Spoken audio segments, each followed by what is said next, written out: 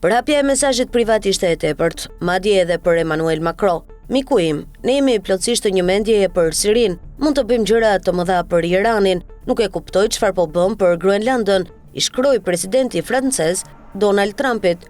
Asgjë shumë e sikletshme për Macron në fakt. Ai mund të pretendojë se thot privatisht atë që thot publikisht, por vetë fakti që Trump zbuloi korrespondencën private, ndërsa njëkohësisht kërcënoi Francën me një tarif prej 200% për verën, shënon dhe një përçarje personale.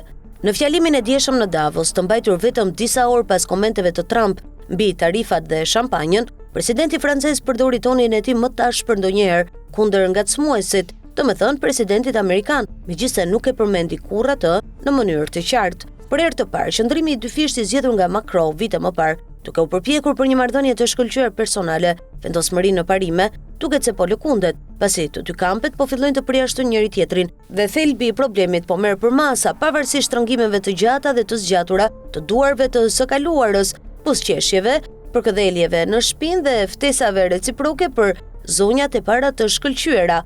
Franca dhe Shtetet e Bashkuara e gjen veten në pozicione të kundërta për pothuajse gjithçka, nga tregtia ndërkombëtare te Groenlanda, nga Ukraina te Gaza, nga mjedisi te rregullat mbi platforma digjitale dhe inteligjencë artificiale, te multilateralizmi përmes OKB-s, siç dëshiron Macron, ose përmes bordit të paqes të sapolindur të Trump. Trumpi ka identifikuar Francën dhe Macron të dobësuar nga kaosi i brendshëm politik dhe gati të largohen brenda një viti si pikën e dobët të Bashkimit Evropian.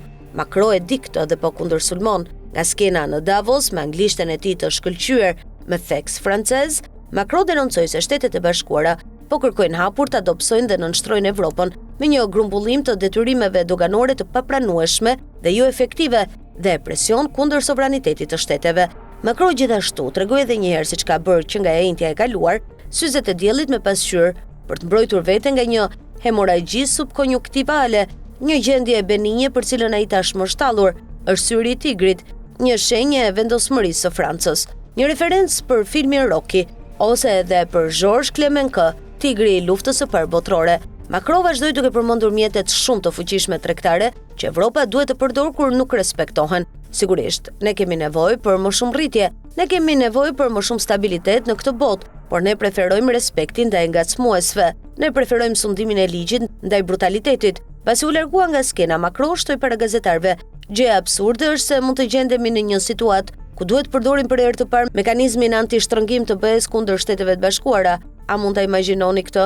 Është absurde. Më vjen keq, por është pasojë e agresionit të panevojshëm, por të gjithë duhet të qëndrojmë të qetë." Reagimi i Macron vjen në mes të trazirave të konsiderueshme të brendshme, me kryeministrin Sébastien Lecornu, që ende përpiqet të miratoj buxhetin dhe procesin e apelimit të Marine Le Pen, që po hyn në fazat e tij përfundimtare. Shtetet e Bashkuara po e monitorojnë nga afër procesin, shkruan Corriere della Sera. Magjistratja Magali Lafourcade deklaroi se dy zyrtarë të administratës amerikane u takuan me të në vitin 2025 për të mbledhur prova në mbështetje të çështjes kundër Marine Le Pen si përpjekje politike, dhe ajo njoftoi Quai d'Orsay, ministrinë e jashtme franceze. Macron do të përpiqet të mbajë lidhje me Trump, por pa e poshtruar veten. Ata që ndoshta e kritikuan atë për mbështetjen që mori nga pozicionet e Trumpit, kur ai fillimisht miratoi operacionin Maduro në Venezuelë, tani mund ta gjykojë atë si jo realist dhe jo efektiv. Por Evropa duhet t'i jap llogari dhe presidenti francez e di se nuk mund të mohoj vitet e autonomisë strategjike evropiane që ai teorizoi, pohoi dhe ndoqi. Në mesazhin e zbuluar nga Trump, Macron propozoi gjithashtu një darkë para kthimit të tij në Washington dhe një samit të jashtëzakonshëm të G7-s në Paris. E gjitha kjo u anulua.